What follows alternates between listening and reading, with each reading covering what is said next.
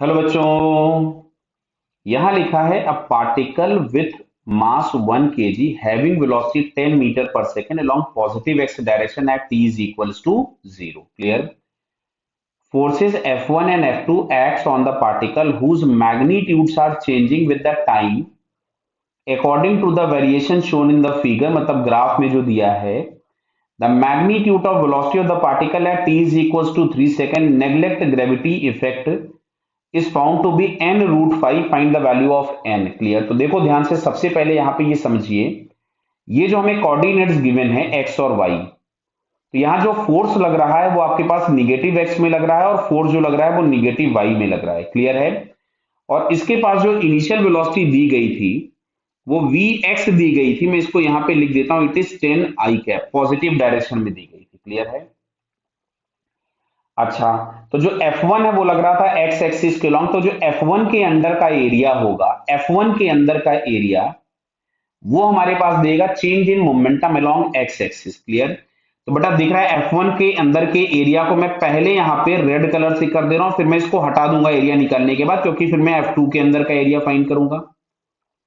ये है area F1 के अंदर का, और ये हम लोगों के पास मिलेगा डेल्टा पी एक्स। कैसा मिलेगा? Delta P x. तो ये एरिया अगर हम लोग निकालें तो बेटा देखो, ये पहले बेस दिया है 1 और इसका हाइट जो दिया है दैट इज 4, तो पहला वाला एरिया मिला 4 प्लस इसका जो नीचे वाला अब की बार जो बेस है दैट इज 2। मैं इसको अलग कलर से कर देता हूं। देखिए 1 से लेके 3 तक में इसका बेस हो गया 2 और इसकी हाइट दी है 2, तो ये भी एरिया हो जाएगा 4। तो ये हम लोगों को मिला 8 न्यूटन सेकेंड। लेकिन समझो ये लग रहा था निगेटिव डायरेक्शन में, तो जो भी हमारे पास ये डेल्टा पी एक्स आएगा, ये डेल्टा पी एक्स हम लोगों को मिलेगा निगेटिव। बराबर? जो भी इंपल्स हम लोगों के पास मिला वो मिलेगा -8, और इसको हम लोग लिखेंगे P final minus P initial.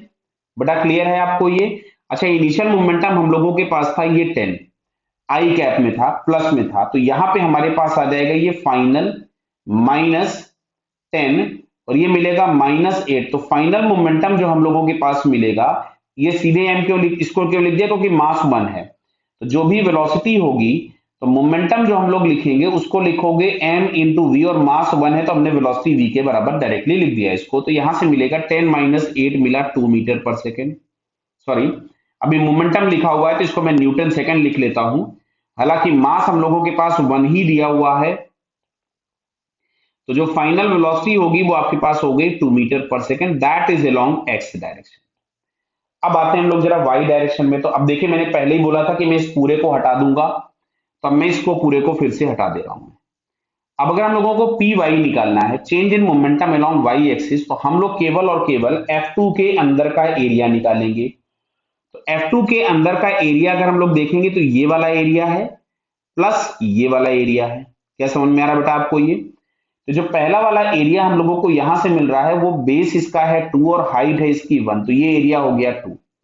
अच्छा, ये वाला एरिया अगर हम लोग निकालेंगे तो हम लोग लिखेंगे 1/2 sum of parallel sides. Parallel side एक ये है कितनी 1, और अगली वाली कितनी है 3, तो 1 + 3 इंटू सेपरेशन बिटवीन देम, तो 2 से 3 में कितना हुआ 1, तो ये भी हमारे पास एरिया आ रहा है 4/2 कितना आएगा 2।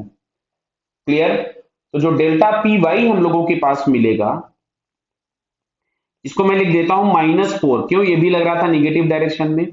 अच्छा, इसको हम लोग लिख देंगे m into V Y is equals to -4, तो V Y is equals to आपके पास मिला -4 मीटर पर सेकेंड।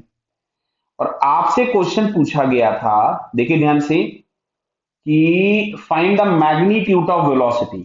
तो मैग्नीट्यूड ऑफ वेलोसिटी का मतलब हम लोगों के पास क्या हुआ, हम लोग जो v लिखने वाले हैं, it is under root of V X square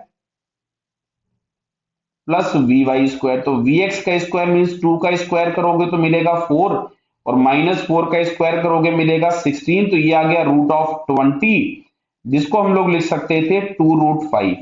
और आपसे क्वेश्चन में पूछा गया था कि इसकी वैल्यू हो जाती है n√5। देखिए यहाँ पे n√5, तो find the value of n। तो यहां से हम लोगों को शायद बेटा दिख रहा है, इसमें n इज इक्वल्स टू अपने को 2 मिल जाएगा। क्या बेटा क्लियर है? So n is equals to 2 is the answer. Okay, all the best.